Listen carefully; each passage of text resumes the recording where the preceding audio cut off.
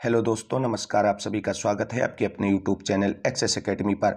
साथियों, आप सभी लोगों की यूपी टेट, सी टेट और सुपर टेट 2023 की बेहतर तैयारी के लिए चैनल पर शुरू की गई है UP TET previous year questions paper की वीडियो सीरीज, जिसके अंतर्गत आज की इस वीडियो में हम आप सभी लोगों के लिए लेकर के आए हैं यूपी टेट 2019 के प्राथमिक स्तर पेपर से बाल विकास एवं शिक्षण शास्त्र से संबंधित 30 महत्वपूर्ण प्रश्नों को, जिसका हल आप सभी लोग आज के इस वीडियो में देखेंगे। अगर साथी लोग आगे की तैयारी को फ्री ऑफ कास्ट जारी रखना चाहते हैं तो प्लीज चैनल को सब्सक्राइब करें, बेल आइकन दबाएं, जिससे हमारे द्वारा अपलोड की गई वीडियो का नोटिफिकेशन आपको मिलता रहे और आप हमेशा तैयारी फ्री ऑफ कास्ट जारी रख सकें आगामी यूपी टेट, सी टेट और सुपर टेट की तैयारी। तो आइए साथियों, शुरू करते हैं। आज का वीडियो प्रश्न संख्या 1 है।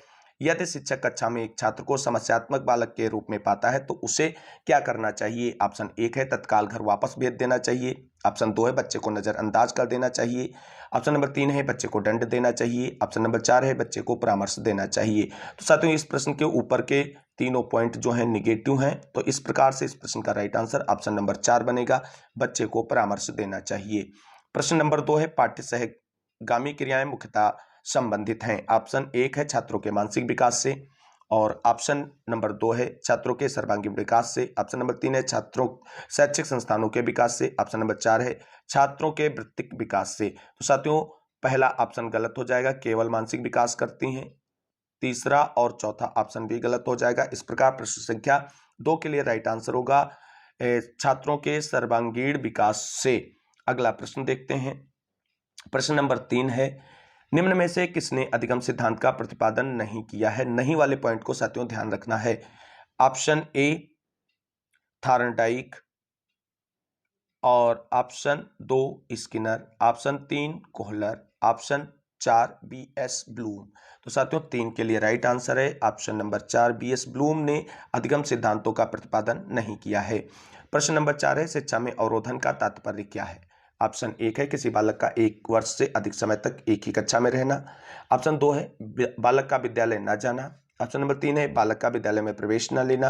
ऑप्शन नंबर 4 है बालक द्वारा विद्यालय छोड़ देना। विद्यालय छोड़ने की प्रक्रिया को ड्रॉप आउट के नाम से जाना जाता है, जबकि अवरोधन का तात्पर्य है किसी बालक का 1 वर्ष से अधिक समय तक एक ही कक्षा में रहना। इस प्रकार प्रश्न संख्या 4 के लिए राइट आंसर ऑप्शन नंबर 1 हो जाएगा। अगला प्रश्न देखते हैं। प्रश्न नंबर 5 है निम्न में से किस कौशल में पूर्व ज्ञान का परीक्षण आता है? ऑप्शन ए प्रदर्शन कौशल, ऑप्शन 2 प्रस्तावना कौशल, ऑप्शन 3 उद्दीपन परिवर्तन कौशल, ऑप्शन 4 समापन कौशल। तो 5 के लिए राइट आंसर आपका होगा ऑप्शन नंबर 2 प्रस्तावना कौशल। अगला प्रश्न देखते हैं। प्रश्न नंबर 6 निम्न में से किस सिद्धांत को पुनर्बलन का सिद्धांत भी कहते हैं? ऑप्शन 1 है क्रिया प्रसूत अनुबंधन का सिद्धांत, ऑप्शन 2 है उद्दीपक अनुक्रिया सिद्धांत, ऑप्शन 3 है शास्त्रीय अनुबंधन सिद्धांत, ऑप्शन 4 है सोच का सिद्धांत। तो प्रश्न संख्या 6 के लिए राइट आंसर होगा ऑप्शन नंबर 1 क्रिया प्रसूत अनुबंधन सिद्धांत को पुनर्बलन सिद्धांत के नाम से भी जाना जाता है। आगे देखते हैं प्रश्न नंबर 7। प्रश्न नंबर 7 है निम्न में से कौन सी अवस्था ब्रूनर के संज्ञानात्मक विकास सिद्धांत का अंग नहीं है? ऑप्शन 1 है क्रियात्मक अवस्था, ऑप्शन 2 प्रतिबिंबात्मक अवस्था, ऑप्शन 3 आंतप्रग अवस्था, ऑप्शन 4 संकेतात्मक अवस्था। तो प्रश्न नंबर 7 के लिए आपका राइट आंसर है ऑप्शन नंबर 3 आंतप्रग अवस्था जो है ब्रूनर के संज्ञानात्मक विकास सिद्धांत का अंग नहीं है। जिस तरीके से जीन पियाजे महोदय ने संज्ञानात्मक विकास की 4 अवस्थाओं का प्रतिपादन किया है, उसी प्रकार से ब्रूनर महोदय ने भी संज्ञानात्मक विकास की अवस्थाओं का प्रतिपादन किया है। प्रश्न नंबर 8 देखते हैं। प्रश्न नंबर 8 है मॉरिसन ने बौद्ध स्तर के शिक्षण प्रतिमान में 5 पदों का वर्णन किया है। वह हैं पहला प्रस्तुतिकरण, दूसरा खोज, तीसरा संगठन एवं व्यवस्था, चौथा है आत्मीकरण, पांचवा है वाचन एवं अभिव्यक्तिकरण। इनका सही क्रम क्या होगा? तो 8 के लिए जो आपका राइट आंसर होगा, देखें उसमें से क्या बन रहा है। तो 8 के लिए राइट आंसर बन रहा है ऑप्शन नंबर 2। पहले दूसरा आएगा, उसके बाद पहला आएगा, फिर चौथा आएगा, फिर तीसरा आएगा, उसके बाद पांचवा आएगा। अगला प्रश्न देखते हैं। प्रश्न नंबर 9 है निम्न में से कौन सा संज्ञानात्मक क्षेत्र से संबंधित नहीं है? नहीं वाले पॉइंट को साथियों ध्यान रखना है। ऑप्शन 1 ज्ञान, ऑप्शन 2 अनुप्रयोग, ऑप्शन 3 अनुमूल्यन, ऑप्शन 4 बोध। तो साथियों, प्रश्न संख्या 9 के लिए राइट आंसर ऑप्शन नंबर 3 है। अनुमूल्यन का संबंध जो है संज्ञानात्मक क्षेत्र से नहीं है। प्रश्न संख्या 10 है निम्न में से कौन सा अधिगम का वक्र नहीं है? ऑप्शन 1 उन्नतोत्तर या उत्तल, ऑप्शन 2 मिश्रित, ऑप्शन 3 नतोदर और ऑप्शन 4 लंबवत। तो प्रश्न संख्या 10 के लिए राइट आंसर होगा ऑप्शन नंबर 4, लंबवत जो है एक अधिगम वक्र का प्रकार नहीं है।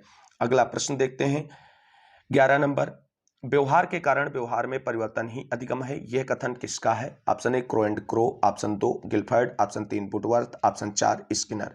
तो 11 के लिए आपका राइट आंसर होगा ऑप्शन नंबर 2 गिलफर्ड महोदय का यह कथन है कि व्यवहार के कारण व्यवहार में परिवर्तन ही अधिगम है। अगला देखते हैं प्रश्न संख्या 12, और 12 में आपको बता दें जो सूची दी गई है उसे सुमेलित करना है। तो इस सूची को आप सभी लोग देख लीजिए, उसके बाद इसके ऑप्शंस को देखते हैं।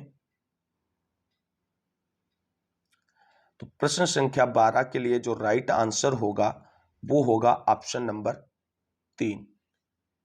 ऑप्शन नंबर 3 राइट आंसर होगा। प्रश्न संख्या अगला देखते हैं 13। प्रश्न संख्या 13 है, समस्या समाधान का प्रथम चरण है। ऑप्शन ए परिकल्पना का निर्माण, ऑप्शन 2 समस्या की पहचान, ऑप्शन 3 आंकड़ा संग्रहण, ऑप्शन 4 परिकल्पना का परीक्षण। तो 13 के लिए राइट आंसर है ऑप्शन नंबर 2, समस्या की पहचान करना ही समस्या समाधान का प्रथम चरण है। प्रश्न संख्या 14 है, प्रश्न संख्या 14 है, बालकों का अधिगम सर्वाधिक प्रभावशाली होगा जब ऑप्शन 1 शिक्षक अधिगम प्रक्रिया में आगे होकर बालकों को निष्क्रिय रखेगा। पॉइंट बिल्कुल गलत है, बालकों को निष्क्रिय नहीं रखना है। दूसरा ऑप्शन है बालकों का संज्ञानात्मक, भावात्मक तथा मनोचालक पक्षों का विकास होगा, यह ऑप्शन हो सकता है। तीसरा है पढ़ने लिखने एवं गणितीय कुशलताओं पर ही बल देना, बिल्कुल किसी तरीके नहीं, सर्वांगीण विकास की बात की जा रही है। शिक्षण व्यवस्था एकाधिकारवादी होगी, बिल्कुल गलत है क्योंकि वर्तमान में लोकतांत्रिक व्यवस्था को अपनाने पर बल दिया जा रहा है। तो इस प्रकार प्रश्न संख्या 14 के लिए राइट आंसर ऑप्शन नंबर 2 हो जाएगा। अगला प्रश्न देखते हैं, प्रश्न नंबर 15 है, स्मृति स्तर एवं बोध स्तर के शिक्षण प्रतिमान की संरचना में कौन सा सोपान उभयनिष्ठ है? ऑप्शन 1 तैयारी, ऑप्शन 2 अन्वेषण, ऑप्शन 3 सामान्यीकरण है, ऑप्शन 4 प्रस्तुतिकरण। तो 15 के लिए राइट आंसर है ऑप्शन नंबर 4 प्रस्तुतिकरण। अगला प्रश्न है प्रश्न संख्या 16, मानव विकास का प्रारंभ होता है ऑप्शन ए शैशवावस्था से, ऑप्शन 2 पूर्व बाल्यावस्था से, ऑप्शन 3 गर्भावस्था से, ऑप्शन 4 उत्तर बाल्यावस्था से। तो साथियों इस प्रश्न का राइट आंसर जो है ऑप्शन नंबर 3 होगा, मानव विकास गर्भावस्था से ही प्रारंभ हो जाता है। अगला प्रश्न है प्रश्न संख्या 17 है, द कंडीशंस ऑफ लर्निंग पुस्तक के लेखक हैं। Option A I P. Pavlov, option 2 B F. Skinner, option 3 E L. Thorndike, option 4 R M. Gagne. तो 17 के लिए आपका राइट आंसर होगा option number 4 R M. Gagne the conditions of learning पुस्तक के लेखक हैं। जब थ्योरी आप क्लासेज आपको कराई जाएंगी यूपी टेट में बाल विकास और शिक्षा शास्त्र की, तो वहां पे सारी चीजें आप सभी को क्लियर की जाएंगी। प्रमुख मनोवैज्ञानिकों की पुस्तकें, उनके स्टेटमेंट सब कुछ कराया जाएगा। अगला प्रश्न है प्रश्न संख्या 18, किशोरा अवस्था बड़े संघर्ष, तनाव, हमला व विरोध की अवस्था है, यह कथन किसने कहा है? Option 1 crow and crow, option 2 Stanley hall, option 3 जर्सील्ड और ऑप्शन नंबर 4 सिम्पसन। तो 18 के लिए राइट आंसर होगा ऑप्शन नंबर 2 स्टेनली हॉल का स्टेटमेंट है कि किशोरा अवस्था संघर्ष, तूफान, तनाव, इन सभी की अवस्था के नाम से इसे संबोधित किया है। प्रश्न नंबर 19 है, सूक्ष्म शिक्षण के भारतीय प्रतिमान में कुल कितना समय लगता है? Option 1 30 minute, option 2 40 minute, option 3 36 minute और ऑप्शन 4 45 मिनट। तो इस प्रश्न का राइट आंसर होगा ऑप्शन नंबर 3 36 मिनट। अगला प्रश्न देखते हैं प्रश्न संख्या 20 है, सीखने का पठार सीखने की प्रक्रिया के मुख्य अभिलक्षण हैं जो उस स्थिति को प्रकट करते हैं जिसमें सीखने की प्रक्रिया में कोई उन्नति नहीं होती है, यह कथन किसका है? ऑप्शन 1 है स्किनर, ऑप्शन 2 है हालिंगबर्थ, ऑप्शन 3 है गेट्स एवं अन्य, ऑप्शन 4 है रास। तो 20 के लिए राइट आंसर होगा ऑप्शन नंबर 4 रास महोदय का ये स्टेटमेंट है। अगला प्रश्न देखते हैं प्रश्न संख्या 21 है, स्तंभ ए तथा स्तंभ बी को सुमेलित करना है। एक तरफ पुस्तकों के नाम और उनसे संबंधित तथ्य दिए गए हैं, दूसरी तरफ उन पुस्तकों और संबंधित तथ्यों से संबंधित मनोवैज्ञानिकों के नाम दिए गए हैं और इसमें आप सभी को मिलान करना है। तो 21 के लिए राइट आंसर आप सभी लोग देख लें, तो आप सभी लोग मिला सकते हैं। एनिमल इंटेलिजेंस जो पुस्तक है वो थॉर्नडाइक महोदय की है। दूसरी बात, जो पुनर्बलन की अनुसूची है, ये स्किनर महोदय की है। अगला है सारगर्भिता का नियम, ये गेस्टाल्टवाद का है। और अनुकूलन ये संबंधित है किससे, आपका जीन पियाजे से। अनुकूलन किससे संबंधित है, जीन पियाजे से। इस हिसाब से आपका जो राइट आंसर बनेगा 21 के लिए वो 1 बनेगा। पहला तीसरे से, दूसरा चौथे से, तीसरा पहले से और चौथा दूसरे से मिलेगा। अगला प्रश्न देखते हैं। प्रश्न नंबर 22 है, विकास कभी न समाप्त होने वाली प्रक्रिया है। यह कथन विकास के किस सिद्धांत से संबंधित है। ऑप्शन 1 निरंतरता का सिद्धांत, ऑप्शन 2 एकीकरण का सिद्धांत, ऑप्शन 3 अंतःक्रिया का सिद्धांत, ऑप्शन 4 अंतः संबंध का सिद्धांत। तो 22 के लिए राइट आंसर है ऑप्शन नंबर 1 निरंतरता के सिद्धांत से संबंधित है यह कथन। अगला प्रश्न देखते हैं।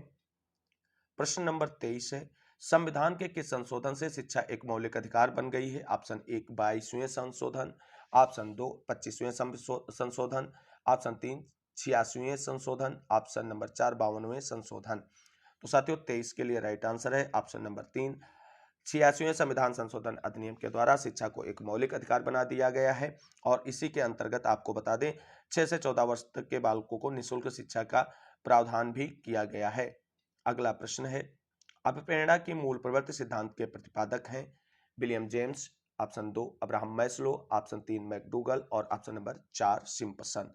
24 के लिए राइट आंसर होगा ऑप्शन नंबर 3 विलियम मैकडूगल जो है अभिप्रेरणा के मूल प्रवृत्ति सिद्धांत के प्रवर्तक या प्रतिपादक हैं। प्रश्न संख्या 25 है, विकास की किस अवस्था को कोल तथा ब्रूस ने संवेगात्मक विकास का अनोखा काल कहा है। ऑप्शन 1 किशोरावस्था, ऑप्शन 2 बाल्यावस्था, ऑप्शन 3 शैशवावस्था, ऑप्शन 4 प्रौढ़ावस्था। 25 के लिए राइट आंसर है ऑप्शन नंबर 2 बाल्यावस्था। अगला प्रश्न है प्रश्न संख्या 26, किसने बहुविमात्मक प्रज्ञा का प्रत्यय दिया है। Option 1 Gardner, option 2 Spearman, option 3 Goldman, option 4 John Mayer. 26 के लिए राइट आंसर है ऑप्शन नंबर 1 गार्डनर महोदय ने बहुविमात्मक प्रज्ञा का प्रत्यय दिया है। प्रश्न संख्या 27 है, डिसलेक्सिया यह करने में कठिनाई होती है। डिसलेक्सिया एक अधिगम अक्षमता का प्रकार है और इसमें क्या करने में कठिनाई होती है। ऑप्शन 1 बोलने में, ऑप्शन 2 व्यक्त करने में, ऑप्शन 3 पढ़ने और वर्तनी में, ऑप्शन 4 खड़ा होने में। तो 27 के लिए राइट आंसर है ऑप्शन नंबर 3 पढ़ने या वर्तनी में जो है वो डिसलेक्सिया होती है। और आपको बता दें लिखने में डिस्ग्राफिया होती है और गणितीय अक्षमता को डिस्कैलकुलिया के नाम से जाना जाता है। प्रश्न संख्या 28 है, निम्न में से क्या समावेशी कक्षा में शिक्षक की भूमिका नहीं है। नहीं पूछा गया साथियों। ऑप्शन नंबर 1 है शिक्षक को सीखने में अक्षम को अतिरिक्त समय देना चाहिए। ऑप्शन 2 शिक्षक को निःशक्त बच्चों पर ध्यान नहीं देना चाहिए। ऑप्शन 3 है बच्चों की आवश्यकता के अनुरूप बैठने की पर्याप्त व्यवस्था करनी चाहिए। ऑप्शन 4 है शिक्षक को बच्चों को प्रोत्साहित करना चाहिए। तो 28 के लिए आपका राइट आंसर देखो क्या बनेगा। तो ये तो सारे पॉजिटिव पॉइंट है, तो पॉजिटिव पॉइंट इसमें होगा नहीं क्योंकि इसमें नहीं पूछा गया, तो नेगेटिव पॉइंट वाला ऑप्शन सही होगा। और इस प्रकार आपको बता दें 28 के लिए राइट आंसर आपका हो जाएगा ऑप्शन नंबर 2 शिक्षक को निःशक्त बच्चों पर ध्यान नहीं देना चाहिए। अगला प्रश्न है प्रश्न संख्या 29 है, कक्षा में छात्रों को प्रश्न पूछने के लिए ऑप्शन 1 अनुमति नहीं देनी चाहिए, ऑप्शन 2 प्रेरित करना चाहिए, ऑप्शन 3 हतोत्साहित करना चाहिए, ऑप्शन 4 रोक देना चाहिए। तो 29 के लिए राइट आंसर क्या होगा आप सभी लोग गेस करें। ये सारे नेगेटिव वर्ड हैं, ये ऑप्शन सही हो ही नहीं सकते। इस प्रकार इस प्रश्न का राइट आंसर ऑप्शन नंबर 2 हो जाएगा। आज के वीडियो का अंतिम क्वेश्चन है साथियों, क्वेश्चन संख्या 30, बच्चे की वृद्धि मुख्यतः संबंधित है ऑप्शन 1 नैतिक विकास से, ऑप्शन 2 सामाजिक विकास से, ऑप्शन 3 शारीरिक विकास से, ऑप्शन 4 भावात्मक विकास से। तो साथियों बच्चे की वृद्धि मुख्यतः जो है वो शारीरिक विकास से संबंधित होती है। इस प्रकार प्रश्न संख्या 30 के लिए राइट आंसर ऑप्शन नंबर 3 हो जाएगा। तो साथियों ये थी यूपी टेट 2019 के प्राथमिक स्तर पेपर के बाल विकास एवं शिक्षण शास्त्र के 30 महत्वपूर्ण प्रश्नों का वीडियो। उम्मीद करते हैं आप सभी की आगामी परीक्षाओं में ये वीडियो सीरीज आप सभी लोगों के लिए काफी हेल्पफुल रहेगी। अगर आप सभी को वीडियो अच्छी लगी है तो प्लीज वीडियो को लाइक करें, दोस्तों में शेयर करें। आगे की तैयारी जारी रखने के लिए चैनल को सब्सक्राइब करके बेल आइकन दबा लें। मिलेंगे अगली वीडियो में, तब तक के लिए सभी साथियों को जय हिंद, जय भारत, वंदे मातरम। आप सभी साथियों का दिन शुभ हो। मिलेंगे अगले प्रीवियस ईयर पेपर के साथ। तब तक के लिए सभी साथियों को एक बार पुनः इस वीडियो को बहुत अंत तक देखने के लिए बहुत बहुत धन्यवाद।